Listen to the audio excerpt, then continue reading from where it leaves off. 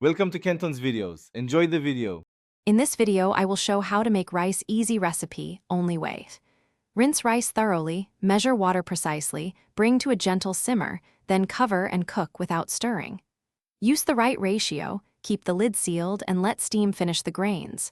Fluff with a fork and let it rest 10 minutes before serving.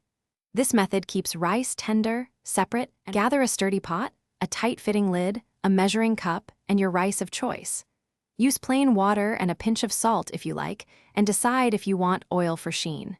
Heat control matters, so start high until simmering, then drop to the lowest setting to cook gently. Watch the clock and resist lifting the lid so steam does the finishing work for you. Add rinsed rice to boiling water. Stir once, then reduce heat immediately to maintain a gentle simmer. Keep the lid sealed and avoid peeking, which lets steam escape and ruins timing.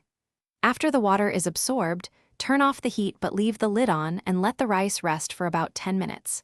Finally, fluff gently with a fork to separate grains and serve warm with your favorite dishes. Thanks for watching. Consider subscribing if we helped you.